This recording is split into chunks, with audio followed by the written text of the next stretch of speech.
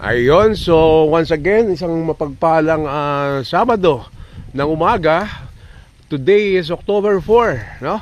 Around 9 o'clock in the morning. October 4, very memorable date, unforgettable date ang October 4.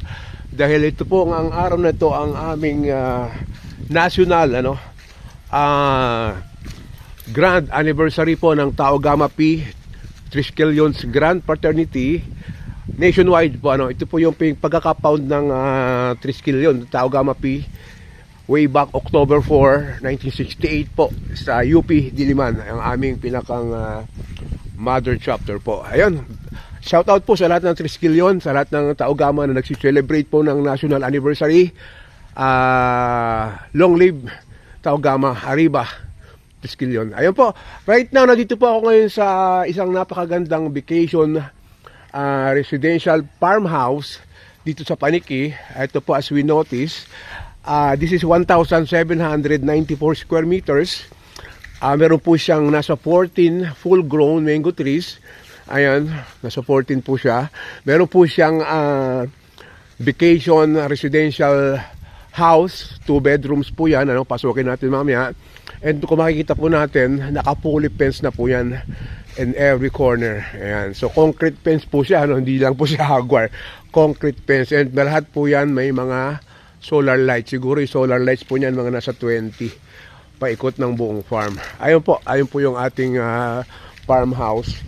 Dito po tayo magsimula sa harap. Ito bilisan natin kasi hindi pa marunong mag-edit kasi.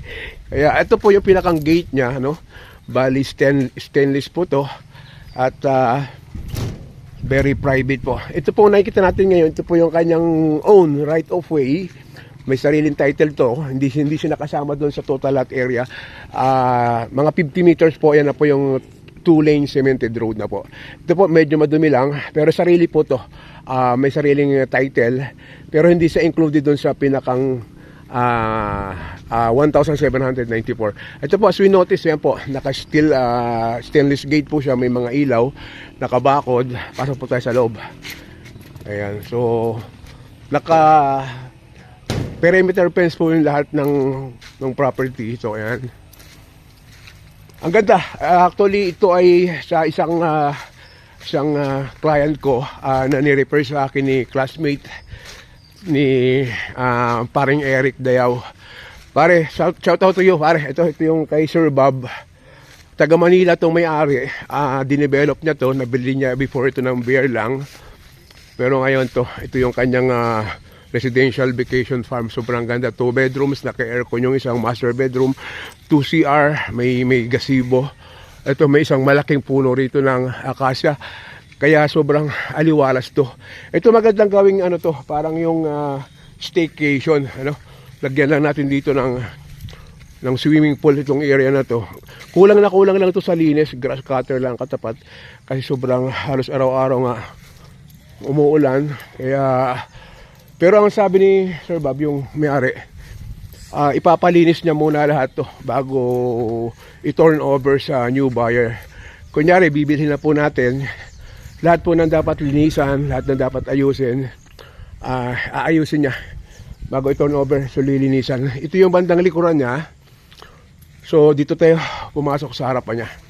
Ito, konting linis lang, 1,794 square meter, fully developed na siya. Ito sir, Bong, water tank, Jetmatic. Jetmatic. So ito yung water source natin. Gumagana to, Sir Bong? Ito, so Jetmatic yan. So electric water pump. Meron tayo ditong gazebo, si Boss Mario, yung ating partner.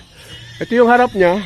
Ito, ginastusan talaga ito nung may-ari. Ayan, more or less may 2 million yata yung pagkakagawa dito. Ayan, Sir Bong. Good morning po, shout out to. May mga alaga pa. Itong aso, sabi ni Sir Bob, kasama na rin to sa bentahan to. Mabebenta ka na rin. Ayun, pasok tayo dito. Yung terrace niya, ito siya. Ayan. So dito tayo dumaan sa terrace. Kulang na sa linis kasi itong may-ari, taga Manila rin. So pag nalinisan to, bago bilhin ng buyer, tatanggalin lahat to. Pati yung mga kinakailangang ayusin na mga kisame na may mga kaunting damage. Lahat yan, re-renovate nitong may-ari. Ito yung terrace niya, ayan. Pasok kayo sa loob, Boss Mario. Ito. Medyo mabilis lang tayo. Matagal ito eh. Ito pa yung loob niya, ayan. As we notice, may panel door.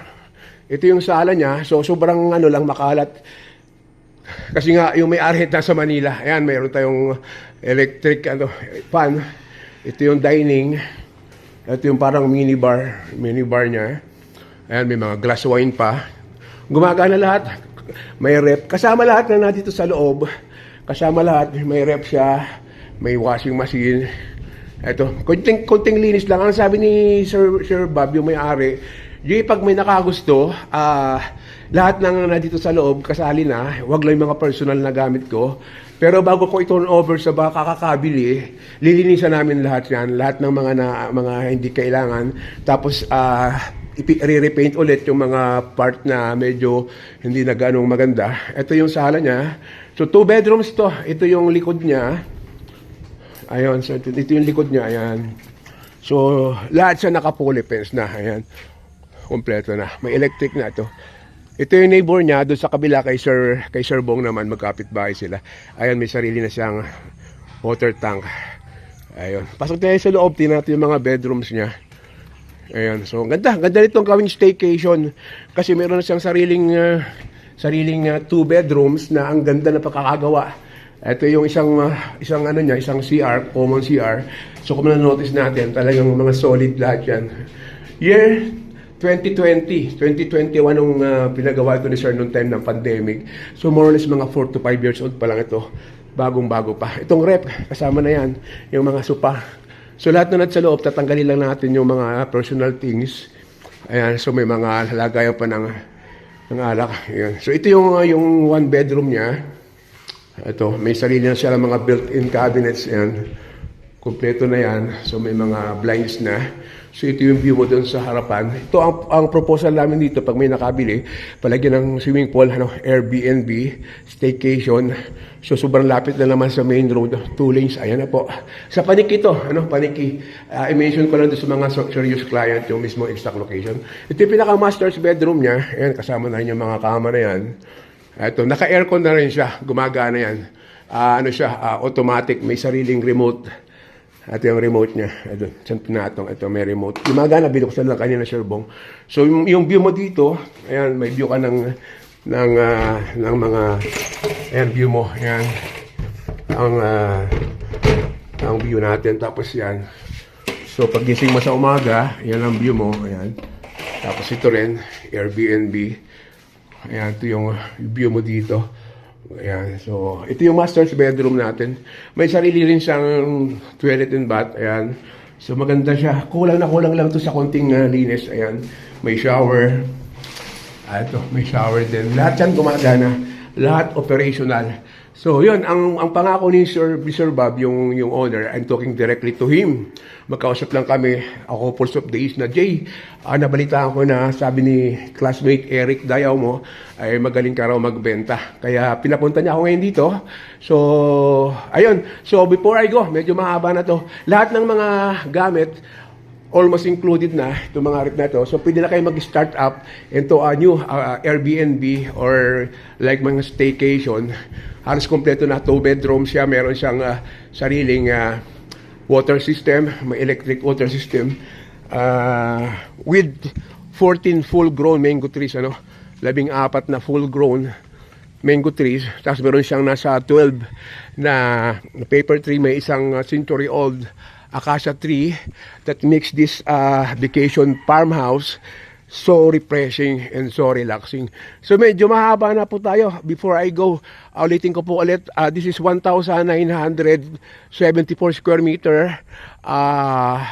Totally developed na siya. Kasi nga po, naka-poly fence na siya, concrete fence po to. Hindi po siya yung mga hardwire. Tapos meron tayong stainless gate doon sa loob. Meron na po siyang mga solar lights paikot sa loob. Aside from yung electric, may sarili na po siyang electric water, electric line mismo. Bukod pa po yung mga solar. Meron po siyang gazebo, may water system. Konting lang po ito. Bago po i-turn over nung may-ari, pag may makakabili, ika-grass cutter lahat to. So, alos lilinisan ulit. pati yung mga konting diferensya sa pintura, lahat po yan tatanggalin, lahat aayusin, papakinisin. Itong terrace na ito, matatanggal lahat po yan bago i-turn over ni Sir Bob. Pati ito po yung aso yata, nabanggit Sir Bob, kasama na yan natapos sa bentahan. Yan yung gazebo niya. Ayun, may water tank tayo. Ayun, thank you so much. Medyo mahaba na to. Hindi ko ma-upload. Sir, patingin lang po nung title natin. Thank you so much for watching and have a blessed Saturday morning. Happy anniversary to Taogawa P. Triskelion Grand Fraternity, October 4, National Founding Anniversary. Thank you so much and good morning po.